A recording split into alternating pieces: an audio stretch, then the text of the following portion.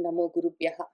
మనము మన మనుస్మృతి కోసము మనువు గారు ఉపదేశం చేసిన విధంగా ధర్మాన్ని ఎట్లా ఆచరించాలి అని నేర్చుకునే అభ్యాసంలో మన గురువు గారు భగవద్గీతలో గుణాలను ఏ విధంగా శుద్ధి చేసుకోవాలని చూపిస్తూ వచ్చారు కాబట్టి దాన్ని అక్కడి నుంచి మనము విచారణ చేస్తూ ఉన్నాము. పోయిన వారము సత్వగుణాన్ని ఎట్లా శుద్ధి చేయాలి అని విచారణ మొదలుపెట్టాము. కాబట్టి ఆయుష్, సత్వం ఇవన్నీ వృద్ధి చెందే విధంగా చక్కటి ఆహారాన్ని తీసుకుంటే వాడు సాత్విక ప్రియుడు అని, వాడు సత్వగుణంలో ఉన్నవాడు అని మనము కనిపెట్టొచ్చు అని గురువుగారు చెప్పారు గదా! దీనిని 180 డిగ్రీస్‌లో వ్యతిరేకంగా గూడా అర్థం చేసుకునే ప్రమాదం ఉంటుంది గాబట్టి మళ్ళీ ఒకసారి చూసుకుందాము. గురువుగారు ఏం జెప్తున్నారో చెప్తున్న దాన్ని చెప్తున్నట్టు యథార్థంగా పట్టుకోవడానికి ట్రై చేద్దాము. ఒకవేళ వాడిలో సత్వగుణం ఉన్నది అంటే, అది వాడు తినే ఆహారం విషయంలో ఈ విధంగా బయటపడి కనిపిస్తుంది. ఎందుకంటే, వాడి లోపల ఏ గుణం ఉన్నదని బయట నుంచి మనకెట్లా తెలుస్తుంది? లేదా నాలో ఏ గుణం ఉన్నదని నాకు డైరెక్ట్‌గా ఎట్లా తెలుస్తుంది? మామూలుగా తెలీదు గాబట్టి, మన మాటల ద్వారానో, మన చేష్టల ద్వారానో తెలియాలి గాబట్టి, వాటిని చూపిస్తూ ఉన్నారు. ఒకవేళ నాలో సాత్విక గుణము ఉన్నది అంటే, నాలో సత్వగుణం ఉన్నది అంటే, అప్పుడు నేను ఆటోమేటిక్‌గా ఇటువంటి ఆహారాలను భుజించడానికి ఇష్టపడతాను అని చెప్పారు. అంతేగాని ఇటువంటి అన్నాలు తినే వాళ్ళందరూ సత్వగుణంతో ఉంటారు అని రూల్ లేదు. సత్వగుణంతో ఉన్నవాళ్ళు ఇటువంటి అన్నాలు తింటారు అని చెప్పారు. కానీ ఇటువంటి అన్నాలు తినేవాళ్ళు సత్వగుణంలో ఉంటారు అని చెప్పలేము. ఎందుకు అంటే, వాడు వాడి ఆయుష్షు, వాడి సత్వము, బలము, ఆరోగ్యము అన్నీ బాగా వృద్ధి చెందే విధంగా మంచి పుష్టికరమైన, మంచి బలిష్టమైన ఆహారాన్ని వాడు తింటున్నాడనుకోండి. వాడి దేహానికి, వాడి మనసుకి సుఖంగా, ప్రీతిగా ఉండే మంచి ఆహారాలన్నీ తింటాడు వాడు. సాత్వికంగా కనిపించే భగవంతుడు మన గురువుగారు సాత్విక ఆహారాలనేవి జెప్పారో అవి తింటాడు వాడు. తినడం మాత్రం ఇట్లాంటి తిండి తింటాడు. బాడీని మాత్రం బాగా పెంచుతాడు బలంగా. ఇంకా ఆ బాడీ తోటి పోయి వాడు బాగా రజోగుణ పూరితమైన కర్మలు చేస్తాడనుకోండి. లేదా వాడు బాగా తింటాడు, పోయి పడుకుంటాడనుకోండి. ఏమి లాభము? ఏమి లాభము? వాడిలో రజో, తమో గుణాలుంటాయి. వాడు తినడానికి ఇటువంటి తిండి తింటాడు. శరీరాన్ని బాగా మెయింటైన్ జేస్తాడు. పోయి నిద్రన్నా బోతాడు, లేతే ఏవో కర్మలన్నా జేస్తుంటాడు, లేతే పక్కన వాడిని కొడుతుంటాడు, హింసిస్తుంటాడు, లేదో అక్కర్లేని పనులన్నీ జేస్తుంటాడు అంటే, అటువంటప్పుడు వాడిలో సత్వగుణం ఉన్నదని ఎట్లా జెప్తాము? వాడు తినే తిండి సాత్వికంగా ఉంది గానీ, వాడిలో సత్వగుణం ఉండకపోవచ్చు. కాబట్టి గురువుగారు ఏం జెప్తున్నారు? వాడిలో ఈ గుణం ఉన్నది అంటే వాడిట్లాంటి అన్నాలు తింటాడు అని చెప్పారు. అంతేగాని ఇట్లాంటి అన్నాలు తినే ప్రతాడు సత్వగుణంతో ఉన్నవాడు అని ఆయన కమిట్ కావట్లేదు. ఆయన ఏం చెప్తున్నారో దాన్ని అట్లనే అర్థం జేసుకోవాలి మనము. వాడొకవేళ కావాలంటే స్పైసీ ఫుడ్ తినొచ్చు, ఇంకేమైనా తినొచ్చు. వాడి దేహం చెడిపోతుంది వాడు చూసుకోడు. కానీ మాత్రం వాడు ఎవరిని ఏమి హింసించడు. ఆత్మ గురించి ఆలోచన చేసుకుంటాడు అంటే, వాడిలో జ్ఞాన ప్రకాశం ఉన్నదంటే వాడిలో సత్వగుణం ఉన్నది అని అర్థము. వాడు తినే తిండి ఒకవేళ రాజసికం, తామసికం కావచ్చు. ఒకవేళ మన ఋషభుల వారు పూర్తిగా సత్వంలో ఉన్నాడాయన. శుద్ధ సత్వంలో ఉన్నాడు. మన భాగవతంలో మనము చదువుకుంటూ వచ్చిన ఋషభుల వారు. అంతకన్నా ముందు చూసుకున్న కర్దముల వారు. ఇప్పుడు చూసుకుంటూ ఉన్న భరతుల వారు వీళ్ళందరూ గూడా శుద్ధ సత్వంలో ఉన్నారు. కానీ మాత్రం వాళ్ళు ఎట్లా అయినా తింటారన్నాలు. కర్దముడి సంగతి మన వ్యాసుల వారు గురువుగారు చెప్పలేదు గానీ, మన ఋషభుల వారు, మన భరతుల వారు వాళ్ళు తినే తిండి గురించి రాశారు గదా! వాళ్ళిష్టం ఎక్కడ పడినవి అక్కడ కింద రాళ్ళు పడ్డవి, మట్టితోటి, దుమ్ముతోటి ఉన్నవి, నిన్నటివి, మొన్నటివి, పాసిపోయినవి, ఇంకో ఏది పడితే అది తింటారు వాళ్ళు. వాళ్ళు తినే తిండి ఇక్కడ ఏదో రజోగుణంతో ఉన్నవాళ్ళు ఎట్లాంటివి తింటారు, ఇక్కడేదో తమోగుణంతో ఉన్నవాళ్ళు ఎట్లాంటివి తింటారు అని ఏం జెప్పారో అట్లాంటివన్నీ తినుకుంటూ వస్తున్నారు వాళ్ళు. కానీ వాళ్ళలో ఆ గుణం ఉన్నదా? లేదు గదా! వాళ్ళలో సత్వగుణం ఉన్నది.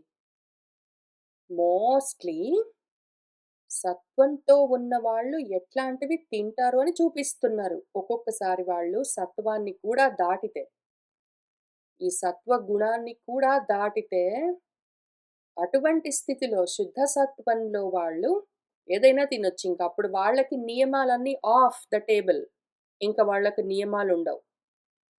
కేవలము గుణాల్లో ప్రవర్తించే వాళ్ళ కోసం ఇక్కడ చెప్తూ ఉన్నారు. ఎవరైనా మన ఋషభులలాగా, మన భరతులలాగా ఈ సత్వగుణాన్ని కూడా దాటారనుకోండి. వాళ్ళు శుద్ధ సత్వంలో ఉన్నారు అంటే, ఇంక వాళ్ళు ఏమి తిన్నారు, ఎక్కడ పన్నారు, ఏమి చేశారుతో సంబంధం లేదు. వాళ్ళు శుద్ధ సత్వంలో ఉన్న ఆ స్థితిలో ఉంటారు. సత్వాలు మొత్తం అన్ని గుణాలను శుద్ధి చేసుకున్న స్థితిలో ఉన్నారు అని అర్థం. కాబట్టి చెప్తున్న దాన్ని యాజ్ ఇట్ ఈస్‌గా అర్థం చేసుకోవడం మనకు అత్యవసరము. సరే ఇంతకీ కర్తలను చూసుకున్నాం గదా! ఇంకా వీళ్ళు మొత్తము గుణాలను దాటలేదు. రజోతమో గుణాలను మాత్రం దాటారు. ఇంక అక్కడున్నారు. అక్కడి నుంచి రజోతమో గుణాలను దాటి ఇదిగో ఇక్కడికొచ్చి సత్వగుణం దగ్గర ఇరుక్కుని ఉన్నారు. ఇక్కడి నుంచి కూడా వీళ్ళని తప్పించవలసి ఉన్నది. తీసుకుని వెళ్తూ ఉన్నారు గురువులు మనల్లో. అయితే కానీ సత్వగుణంతో ఉన్నవాళ్ళు ఎట్లా ప్రవర్తిస్తారు అని చూపిస్తూ ఉన్నారు. సర్వభూతేషు ఏన ఏకం భావం అవ్యయం ఈక్షతే అవిభక్తం విభక్తేషు తత్ జ్ఞానం విద్ధి సాత్వికం. ఏకం భావం ఉండాలి. సర్వభూతాలను ఒకే విధంగా, ఒకే భావనతో చూడగలిగితే అటువంటి స్థితిలో ఉన్నవాడు సత్వగుణంతో ఉంటాడు. వాడు ఒకవేళ వేరు చూస్తూ ఉన్నాడు, భేదం చూస్తూ ఉన్నాడు. ఎట్లా? అదిగో ఈ అన్నం తినేవాళ్ళు, ఆ అన్నం తినేవాళ్ళు, మా వాళ్ళు, వేరే దేశం వాళ్ళు అని భేదం చూసి, అవి మన అన్నాలు కావండి. మనం ఆ అన్నాలన్నీ తినమండి. అబ్బెబ్బే! మనం ఆ విధంగా బట్టలు ధరించమండి. అదిగో ఆ రకంగా మనం అవి అబ్బెబ్బే! మనం తెలుగు వాళ్ళమండి. మనం తెలుగులోనే మాట్లాడాలి. మనం ఇంగ్లీష్ అవన్నీ వేరే భాషలో మాటలన్నీ మనం మాట్లాడకూడదండి. అని అట్లా ముక్కలు చెక్కలు చేసుకొని వేరేవన్నీ పక్కకు తోసేసి కొంచెం మాత్రం పట్టుకోవడం ఏదున్నదో అటువంటివి పైన చూపించిన బుద్ధులు. రజోతమో గుణాలతో ఉన్నవాళ్ళు అట్లా చేస్తారు. అయితే సత్వంతో ఉన్నవాడు ఇవన్నీ భేదాలు చూస్తాడు పాపం. విభక్తాలు చూస్తాడు. తెలుగు, కన్నడము, ఇంగ్లీష్, హిందీ, ఉర్దూ, కొరియన్ అని అన్నీ వేరు వేరుగా వాడికి భాషలు తెలుస్తుంటాయి. కానీ వాటన్నింటిలో భావం ఒక్కటే అవిభక్తంగా ఏ భాషలో చెప్పినా సరే భావం ఒక్కటే గదా! అని వాడు ఆ భావాన్ని పట్టుకుంటూ ఉంటాడు. లేదా పంచెలు గట్టుకున్నా సరే, ప్యాంట్లు వేసుకున్నా సరే, డ్రెస్సులు వేసుకున్నా సరే, ఇంకేమి జేసినా సరే, ఎవరు ఎటువంటి వస్త్రధారణ చేసినా సరే అవన్నీ వేరు వేరుగా తెలుస్తుంటాయి వీడికి. ఏదో ఇండియన్స్ పంచ గట్టుకుంటారు. ఏదో అమెరికన్స్ ప్యాంట్స్ వేసుకుంటారు. ఏదో కొరియన్స్ హ్యాండ్‌బాగ్స్ వేసుకుంటారు అని వాళ్ళకా భేదం తెలుస్తుంటుంది. కానీ మాత్రము భావమేమి? ఆ బట్టలు వేసుకోవడానికి కారణమేమి? దేహాన్ని ప్రొటెక్టింగ్ చేసుకోవడం కోసం. ఎందుకంటే ఎన్వైర్న్‌మెంటల్ ఎలిమెంట్స్ ఉంటాయి. గాలికి, వర్షానికి, ఎండకు వాటికి దేహాన్ని కాపాడుకోవడం కోసము ఏ ప్రాంతంలో ఉన్నవాళ్ళు ఆ ప్రదేశానికి తగిన విధంగా వస్త్రాలు ధరిస్తారు అని ఆ భావము ఏ కారణానికి వాళ్ళు ఆ విధంగా వస్త్రాలు ధరిస్తున్నారు అని చూస్తారు. ఇంకంతే ఊరుకుంటారు. వాళ్ళకు భేదం తెలుస్తుంటుంది. ఇక్కడ దాకా వచ్చిన తర్వాత కూడా రజోతమో గుణాలను దాటి చాలా భాగం సత్వంలోనే వాడి స్వభావం నిలబడి ఉంటూ ఉండగా కూడా వాడికింకా భేదాలు తెలుస్తూ ఉంటాయి పాపము.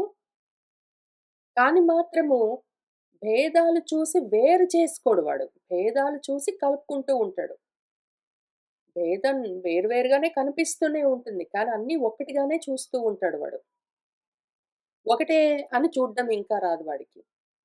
ఇన్నిగా లేవసలు లేని గూడా లేవు. ఉన్నది ఒకటి అని వాడికింకా చూడ్డం రాదు గానీ, వేరు వేరుగానే తెలుస్తుంటుంది. కానీ మాత్రం అన్నిట్లో ఉన్న భావం ఒకటే గదా! ఏదో ఇండియన్స్‌కైతే కళ్ళు గుండ్రంగానో, కోలగానో కొంచెం గుంటగా కంటి రెప్పలతో వాటితో ఉంటుంది. బాగా అలవాటైపోయింది గాబట్టి మనకు డబుల్ ఐలిడ్స్ అంటే తెలుస్తుంటుంది, తెలియకుండా ఉంటుంది. కానీ ఏదో చైనీస్ వాళ్ళకో, కొరియన్స్‌కో కళ్ళెందుకట్లా ఉంటాయంటే వాళ్ళకు డబుల్ ఐలిడ్స్ ఉండవు. వాళ్ళకి మోనోలిడ్స్ ఉంటాయి. ఇప్పుడు అది గూడా మారుతూ ఉండిండొచ్చు బహుశా. కానీ అవన్నీ గూడా కనిపిస్తుంటాయి వీళ్ళకి తేడా. ఎందుకున్నది అట్లా అంటే, కళ్ళని ఎట్లా ప్రొటెక్టింగ్ జేసుకోవాలో వాళ్ళ డీఎన్ఏని బట్టి వాళ్ళకట్లా ఉంటాయి. కానీ కళ్ళెట్లా ఉన్నాయి, ముక్కెట్లా ఉన్నది, ముఖం ఎట్లా ఉన్నది, దేహం ఎట్లా ఉన్నది, దాంతోటి సంబంధం లేదు. లోపల ఉన్నది అంతా ఒకటే గదా! ప్రతి వాళ్ళలో ఉన్నది కూడా అదే ప్రాణం గదా! ప్రతి వాడు అదే విధంగా రియాక్ట్ అవుతూ ఉంటాడు. అవే భావాలతో ఉంటాడు. అవే ప్రేమలతో ఉంటాడు. అట్లనే నవ్వుతాడు. అందుకే ఏడుస్తాడు. ప్రతి వాళ్ళలో ఉండేది అదే భావం గదా! బయట ఓన్లీ రూపాకారాలు వేరుగా కనిపించినంత మాత్రాన లోపల ఉన్న ప్రాణం మారిపోయిందా? ప్రతి జీవి ఒకటే గదా! అని వాడట్లా చూసుకోవడం వాడికొస్తూ ఉంటుంది. వేరుగా కనిపిస్తాయి. కానీ మాత్రం వేరుగా కనిపించినా గూడా అందులో సామాన్యాన్ని చూస్తూ ఉంటాడు వాడు. వేరుగా కనిపిస్తూ ఉన్న వాటిలో, విశేషాల్లో వాడు సామాన్యాన్ని చూస్తూ ఉంటాడు. విభక్తేషు అవిభక్తం ఈక్షతే అంటే, విశేషాల్లో సామాన్యాన్ని తెలుసుకుంటూ ఉంటాడు వాడు. అటువంటి ఆలోచనను, అటువంటి భావాన్ని కలిగించే ఏ జ్ఞానము ఉన్నదో దాని పేరు సాత్వికమైన జ్ఞానము. వాడిలో ఒకవేళ సత్వగుణమున్నది అంటే ప్రతిదీ ఒకటే గదా! అని చూసుకోవడం వాడికి వస్తూ ఉంటుంది. బయట కంటైనర్స్ వేరు వేరుగా కనిపించినా గూడా ఉన్నదంతా ఒకటే గదా! అని తెలుస్తూ ఉంటుంది వాడికి. ఆ విధమైన జ్ఞానము ఎవరిలోనైతే మనకు కనిపిస్తూ ఉంటుందో వాళ్ళ మాటల్లో, వాళ్ళ చేష్టల్లో ఎవరైనా ఉంగరాల జుట్టుతో, చిన్న చిన్న కళ్ళతో, నల్లటి చర్మాలతో కనపడగానే అబ్బా! అనుకోవడం. ఎవరైనా పెద్ద పెద్ద కళ్ళతో, తెల్లటి చర్మాలతో, పొడుగ్గా ఉన్న జుట్టుతో కనపడగానే ఓహో! ఎంత అందము అని ఈ రకంగా ఒకవేళ తెలుస్తూ ఉన్నది ఆ జ్ఞానానికి అంటే, అది పైన రజోతమో గుణాలతో ఉన్న జ్ఞానము. దేహము నల్లగా ఉన్నా, తెల్లగా ఉన్నా, జుట్టు ఉంగరాలుగా ఉన్నా, లేదా నున్నగా ఉన్నా, ఇంకేదైనా సరే కళ్ళు పెద్దగా ఉన్నా, చిన్నగా ఉన్నా, వాళ్ళ మాట ఎట్లా ఉన్నా, వాళ్ళ వేషభాషలు ఎట్లా ఉన్నా గూడా, ఉన్నదంతా ఒకటే గదా అని చూస్తూ ఉన్న జ్ఞానము ఎవరిలో బయటబడుతూ ఉన్నదో, అన్నీ ఒకేలాగా చూడగలుగుతూ ఉన్నాడో, అటువంటి వాడిలో ఉన్న గుణము సత్వము అని మనము గుర్తించొచ్చు.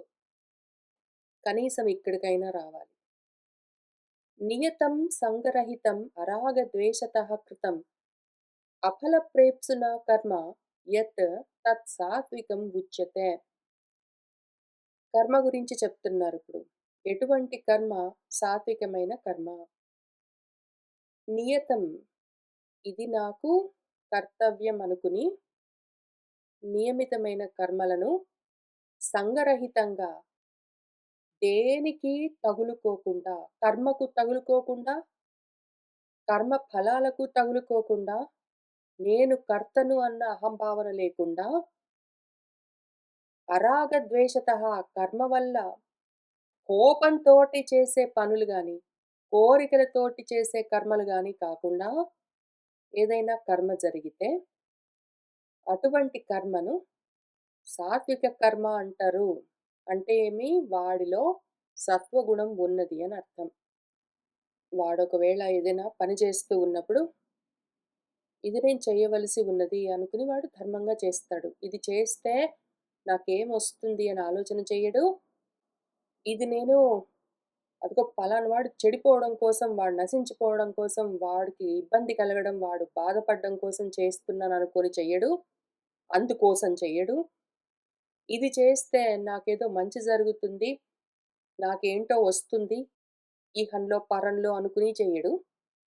నేను చేయకపోతే ఈ కర్మ జరగను గూడా జరగదు. నేను జేస్తున్నాను కాబట్టే జరుగుతుంది అని దాంతో రాగం, సంగం బెట్టుకొని చెయ్యడు. కేవలం కర్మ జరగవలసి ఉంది గాబట్టి జరుగుతూ ఉంటుంది. నాకు సంబంధం లేదు అనుకుని చూస్తూ ఉన్నవాడెవడున్నాడో, అటువంటి వాడు సత్వగుణంతో ఉంటాడు. వాడు చేసే కర్మలన్నీ సాత్వికంగా ఉంటాయి. అదే కర్మ వాడు దానం జేస్తున్నాడనుకోండి. వాడు చేస్తున్న దానము నియతమై ఉండొచ్చు, ఉండకపోవచ్చు. శాస్త్రంలో నిజంగా విధించబడిన దానం అవ్వచ్చు, అవ్వకపోవచ్చు. ఎక్కడో ఎవరో చెప్పారని వీడు ఊహించుకుని, వీడిష్టమొచ్చినట్టు వీడు చేస్తూ ఉండిండొచ్చు. ఏదో మినుములు దానం జేశావంటే వడ్లొస్తాయి, వడ్లు దానం జేశావంటే మట్టొస్తుంది, మట్టి దానం జేశావంటే పిడుగులొస్తాయని, ఓటి దానం జేస్తే ఓటొస్తుందని ఎక్కడో ఎవరో ఏంటో జెప్తే నాకు నిజంగా వచ్చేస్తుంది. పిల్లలు పుడతారు, ఉద్యోగాలొస్తాయి, ఈళ్ళొస్తాయనుకుంటూ. నిజంగా శాస్త్రంలో ఉందా లేదా వీడికి తెలీదు. ఉండిండొచ్చు, లేకపోయుండొచ్చు. కానీ ఎక్కడ ఉందిరా అంటే వీడికి చెప్పడానికి చేత గాదు, తెలీదు. ఎందుకు అంటే శాస్త్రం చదువుకొనుండడు వీడు. అటువంటి కర్మ ఒకవేళ ఆ దానం నిజంగా చేసినా గూడా దానం చెయ్యమని ఉన్నది ఎక్కడ అని అడిగితే చెప్పడానికి వాడికి చేత గాకపోతే, ఇంకా ఆ కర్మ అజ్ఞానంతో చేసిన కర్మ గాబట్టి రజోతమో గుణాల్లోకొస్తుంది. అట్లానే ఈ దానం జేశానంటే నాకు పలాని లాభమొస్తుంది అని, ఈ దానం జేస్తే నాకు పిల్లలు గలుగుతారు, ఈ దానం జేస్తే ఇళ్ళొస్తాయి, ఈ దానం చేస్తే ఉద్యోగాలొస్తాయి, ఈ దానం చేస్తే ఆరోగ్యాలు బాగుంటాయనుకోని చేస్తే, అదే దానము రజో, తమో గుణాలతో చేసే దానమైపోతుంది గానీ, అదే దానము సాత్వికమైన కర్మగా మాత్రం ఉండదు. అట్లానే ఈ దానం జేయకపోతే వాళ్ళు వీళ్ళు తిడతారు.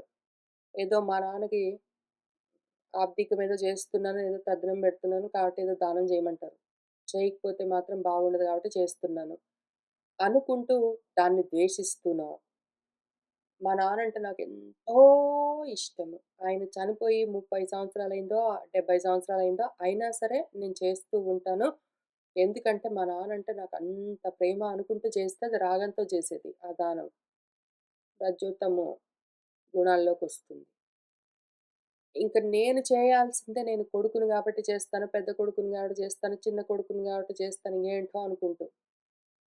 ఈ రకంగా చేసేది ఒకటే పనైనా గూడా, అదే ఒకవేళ అదిగో ఏదో ఆబ్దికాల సమయంలో, సాంవత్సరికాల్లో పలానా దానాలు చెయ్యమంటే, శాస్త్రంలో ఉన్నది అని వీడు చూసుకున్నాడు. వాడికి తెలుసు. పెద్దలు జెప్పారు. అవును. కాబట్టి చేస్తూ ఉంటాడు. నేను ఈ దానాలు ఈ సమయంలో చేస్తే నాకేంటో వస్తుంది. పితృదేవతలు ఎంతో ఆనందిస్తారు. మా నాన్న ఆత్మ శాంతిస్తుంది. ఏదో దేవతలు మెచ్చుకుంటారని ఇంకేమి లేవక్కడ. చెయ్యాలి గాబట్టి చేస్తాడంతే. నేను గాబట్టి చెయ్యాలి. పక్కన వాడికన్నా ఎక్కువ జేస్తాను. దానమేమి భూదానం జేయమన్నారు గాబట్టి నేనింకా ఎంతో జేస్తాను. బంగారం జేయమంటే ఇంకింత జేస్తాను అని సంఘం బెట్టుకుని గాదు. ఈ రకంగా చేయడు వాడు. రాగము లేదు, ద్వేషము లేదు ఆ కర్మతో. చేయమన్నారు గాబట్టి ఎక్కడ చేయమన్నారో ఏంటో శాస్త్రంలో వాడికి తెలుసు చూసుకున్నాడు. నేను గాకపోతే ఇంక జేసేవాడెవడు లేడని దాంతోటి సంగమేమీ లేదు. చేస్తే నాకేంటో వస్తుందన్న ఆశ లేదు. చెయ్యాలి గాబట్టి చేస్తాడంతే. అటువంటి మనస్థితిలో ఉన్నవాడు ఎటువంటి గుణంతో ఉంటాడు? సత్వంతో. ముక్త సంగః అనహంవాది ధృతి ఉత్సాహ సమన్వితః సిద్ధి అసిద్ధ్యోః నిర్వికారః కర్త సాత్వికః ఉచ్యతే. కర్త గూడా అట్లానే ఉండాలి. వాడు చేసే కర్మ ఇట్లా ఉండాలంటే కర్త అట్లా ఉండాలి మరి. సేమ్ మ్యాచింగ్ ఉండాలి. వాడు చేసే కర్మ ఇట్లా ఉండాలి అంటే దానికి తగిన విధంగా కర్త ఉండాలి. కర్త ఇట్లా ఉన్నాడు అంటే వాడు చేసే కర్మ ఇట్లా ఉంటుంది. కాబట్టి సంఘరహితంగా వాడి కర్మ ఉండాలి అంటే ముక్త సంగుడై వీడుండాలి. వీడు ఆ కర్మతో సంగం లేకుండా దాన్నొదిలిపెట్టి వీడుంటే, వాడి కర్మ గూడా తగులుకోకుండా ఉంటది. కర్తవై కర్మకు తగులుకోకపోతే, కర్మ వచ్చి కర్తను తగులుకోదు. అది విషయము. చాలా ముఖ్యమైన లిటిగేషన్. కర్తవై కర్మను తగులుకోకుండా ఉంటే, కర్మొచ్చి వీడిని తగులుకోదు. కర్మ వీడిని తగులుకోకపోతే, ఇమ్మీడియేట్ లాభమేమి? జన్మ లేదు. కర్మలు నాకు తగులుకోలేదు. ప్రారబ్ధ కర్మలు లేదా ఇంకే రకమైన కర్మలు నాకు తగులుకోలేదంటేమి, కర్మక్షయమవుతే జన్మనాశం. కాబట్టి కర్మ నాకు తగులుకోకుండా ఉండాలంటే నేను ఇటువంటి కర్తనై ఉండాలి. ఎటువంటి కర్తను? కర్మకు నేను తగులుకోవద్దు. నేను పోయి వాటిని తగులుకోకుండా ఉంటే అవొచ్చి నన్ను తగులుకోవు. అయితే కర్మలు జరుగుతూ ఉంటాయి. ఇంక అంతవరకే. అనహంవాది. నేను పోయి కర్మను తగులుకోవడం, అదొచ్చి నన్ను తగులుకోవడం 2 వేరు వేరేగా ఉంటాయంటే ఉంటాయి. అవును. నువ్వు ఏమీ జేయకుండా నీ ఇంట్లో కూర్చొనుంటే, నీకేమి తోచక, ఊరికనే కూర్చొని ఖాళీగా ఏం చేస్తామండి? బయట వెదర్ చాలా బాగుంది. అందుకనే మీ ఇంటికొచ్చాను అని పక్కింటోడి ఇంటికి పోయి కూర్చొని అనవసరంగా మధ్యాహ్నం పూట వాళ్ళ ఇంట్లో వాళ్ళు కూర్చొని టీవీ చూస్తుంటే నీకెందుకు? ఏమి లేదండి ఊరికనే పలకరించాలనొచ్చాను అనుకుంటూ పోయాడనుకోండి వీడు. ఏమి వీడు ఇటువంటి వాడు? ఏ కర్త వీడు? పోయి అనవసరంగా కర్మల్ని తగిలించుకునే కర్త కదా! లేదా వాడింట్లో వాడొచ్చి కూర్చున్నాడు. లేదా వాడింట్లో వాడు చప్పుడు చేయకుండా కూర్చున్నాడు. ఏదో కాళ్ళు చాపుకొని టీవీ చూస్తున్నాడు. ఎవరో బయట నుంచి వెళ్తున్న వాళ్ళొచ్చి, "ఏమి లేదండి తలుపులు తీసున్నాయి. మీరు ఇంట్లోనే ఉన్నారనుకున్నాను. అందుకని మాట్లాడాలని పలకరించాలనొచ్చాను" అని వచ్చి కూర్చొని అనవసరంగా తగులుకున్నాడనుకోండి. కర్మొచ్చి వీడిని తగులుకుంది కదా! అట్లా. 2 జరగొచ్చు. ఇప్పుడు వీడు పనిగట్టుకుని పోయి కర్మను తగిలించుకోకుండా, కర్మలొచ్చి వీడిని తగులుకోవడానికి అవకాశం లేకుండా జాగ్రత్త పడ్డాడనుకోండి. వీడు పోయి ఎవ్వరిని తగులుకోడు. లేదా ఏ కర్మను తగిలించుకోడు. ఎవ్వరు వీడిని అంత ఈజీగా చేరడానికి లేకుండా వ్యవహారాలు ఎందుకంటే మనుషులతోటే ఉంటాయి వ్యవహారాలన్నీ. కర్మలు తగులుకోవాలంటే మనుషులతోటే ఉంటుంది ఏదో ఒక వ్యవహారం. ఆ రకంగా 2 రకాలుగా మెయింటైన్ చేసాడనుకోండి వాడు. వీడు పోయి కర్మకి తగలలేదు, కర్మొచ్చి వీడికి తగలలేదంటే వీడికి జన్మలు తగులుకోవు. ఎంతో లాభం ఉంటుంది. ఎంతో లాభం ఉంటుంది. ఈ రకంగా ముక్త సంగుడై ఉండాలి అంటే వాళ్ళలో ఉండవలసిందేంటి? అహం అన్న వాదన ఉండొద్దు. నేనండి, మరేనండి అని స్టార్ట్ చేశాడు అంటే వాడు సాత్విక కర్త నా, హి కాదు. సాత్వికమైన కర్త నేను అని మొదలుపెట్టడు. ప్రతిదానికి మా అమ్మాయండి, మా బావండి, నా ఉద్యోగమండి, మొన్నండి మరి నేను అని ఈ రకంగా అహం అన్న నేను అనుకుంటూ వాడు డైలాగ్స్ అన్నీ స్టార్ట్ జెయ్యడు. వాడేమనడు ఊరుకుంటాడంతే. అయితే కర్మ చేయవలసి వస్తే మాత్రము ధృతితో చేస్తాడు వాడు. ఉత్సాహంగా చేస్తాడు వాడు. నిరుత్సాహంగా, నీరసంగా, ఇష్టముండి లేక, ఎవడో ఏదో చేయమన్నాడు కాబట్టి ఇక తప్పనిసరై మొహం మాడ్చుకుని, తిట్టుకుంటూ చేయడం, లేతే మానుకోవడం ఇట్లాంటివన్నీ జేయడు. ఒప్పుకున్నాడంటే ఏదైనా పనిని తప్పకుండా చేయడానికి ప్రయత్నం చేస్తాడు. ఉత్సాహంగా చేస్తాడు. అయితే కానీ చేసిన పని వల్ల సిద్ధి కలిగిందా? అసిద్ధి కలిగిందా? అని వాడు పట్టించుకోడు. నిర్వికారంగా ఉంటాడు. చేసే పని చిత్తశుద్ధితో, ధృతితో, ఉత్సాహంతో చేస్తాడు. నేను గాబట్టి చేస్తున్నానన్న అహంవాదన ఉండదక్కడ. ఆ కర్మకు తగులుకోకుండా చేస్తాడు. అయితే చేసిన కర్మకు ప్రతి దానికి వాడు కోరినా, కోరకపోయినా ఏదో ఒక ఫలితం ఉంటుంది. కర్మ జరిగింది అంటే దానికొక ఫలితం ఉంటుంది. సిద్ధిగానో, అసిద్ధిగానో ఫలిస్తుందది. ఆ కర్మ సక్సెస్‌ఫుల్ అవ్వచ్చు, ఫెయిల్ అవ్వచ్చు. కర్మ సక్సెస్‌ఫుల్ అయింది అని వాడు చాలా ఆనందించడం అన్న వికారం వాడి మనసులో మార్పు ఉండదు. కర్మ ఫెయిల్ అయ్యింది అని చాలా బాధపడడం అన్న వికారం వాడి మనసులో ఆ మార్పు ఉండదు. కర్మ మాత్రం వాడు చిత్తశుద్ధిగా చేస్తాడు, శక్తి వంచన లేకుండా చేస్తాడు, తప్పకుండా చేస్తాడు, జ్ఞానపూర్వకంగా చేస్తాడు, ఉత్సాహంగా చేస్తాడు. ఏ ఫలితం ఆశించకుండా చేస్తాడు. దానికి తగులుకోకుండా నేను గాబట్టి చేస్తున్నానన్న ఆలోచన లేకుండా చేస్తాడు. దానివల్ల అది ఫలించినా, ఫలించకపోయినా కూడా వాడిలో మాత్రం ఏ మార్పు ఉండదు. మరైతే చేయడం ఎందుకండి ఇంకా? మరైతే చేయడం ఎందుకు? అని అనిపించిందనుకోండి, ఇంక మీరు పైన రజోగుణంలోనో, తమోగుణంలోనో పోయి కూర్చోవచ్చు. ఓన్లీ సత్వగుణంలో ఉన్న వాళ్ళకే అవును నిజమే గదా! అనిపిస్తుంది. అవును నిజమే. దాని ఫలితం ఎట్లా ఉన్నా సరే నేను ధర్మంగా చేశానా అని చేస్తారు. ఇంక కూర్చుంటారు వాళ్ళు. ధర్మం తప్పకుండా కర్మ చేస్తారు. దానివల్ల నాకేమి లాభమని ఆశించరు. ఫలితం ఎట్లా ఉన్నా సరే దాన్ని ద్వేషించరు, హర్షించరు. అటువంటి కర్తలు సాత్వికమైన కర్తలు. ప్రవృత్తించ నివృత్తించ కార్య అకార్యే భయ అభయే బంధం మోక్షం చ యా వేత్తి బుద్ధిః సా పార్థ సాత్వికి. ఏ బుద్ధైతే ప్రవృత్తిని, నివృత్తిని, కార్యాన్ని, అకార్యాన్ని, భయాన్ని, అభయాన్ని, బంధాన్ని, మోక్షాన్ని కరెక్ట్‌గా వేరు చేసి తెలుసుకుంటూ ఉంటుందో, ఏ బుద్ధైతే సదసత్తులను వేరు చేసి, వివేకం చేసి కరెక్ట్‌గా తెలుసుకుంటూ ఉంటుందో, అటువంటి బుద్ధి ఏదున్నదో పార్థ, అది సాత్వికమైన బుద్ధి. ఒకవేళ రాజసిక, తామసిక బుద్ధి అయితే దానికి ఉన్నదొకటైతే దీనికి ఈ బుద్ధికి తెలిసేదొకటి. ఉన్నది అయథావత్తుగా కొంచెం అటు ఇటుగా రజోగుణానికి అర్థమవుతుంటుంది. పూర్తిగా విరుద్ధంగా, విపరీతంగా, వ్యతిరేకంగా తమోగుణానికి అర్థమైతుంటుంది. కానీ సత్వగుణంతో ఉన్నవాడి బుద్ధి ఉన్నదేది లేనిదేది అని యదార్థంగా వేరు చేసి చూసుకోగలుగుతూ ఉంటుంది.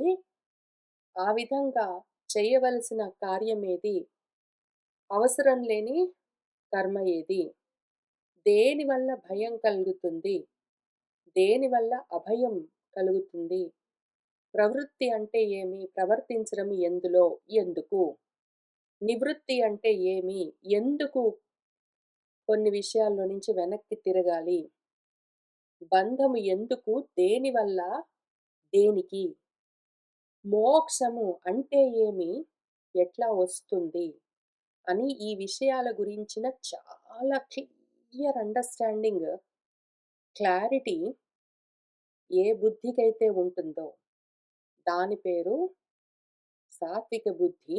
అది ఎవడికుంటుంది అంటే, ఎవడిలోనైతే సత్వగుణం పైకొచ్చున్నదో వాడికి ఇది క్లియర్‌గా తెలుస్తూ ఉంటుంది అని చెప్తూ ఉన్నారు. ఇంకా కొన్ని శ్లోకాలున్నాయి మనకు సత్వగుణం గురించి చెప్తూ. మనము వచ్చే వారం వీటన్నిటిని కలిపి పూర్తి చేసుకుందాం. ఇవాల్టికి ఇక్కడికి ఆపుతున్నాను. శుభం భవతు.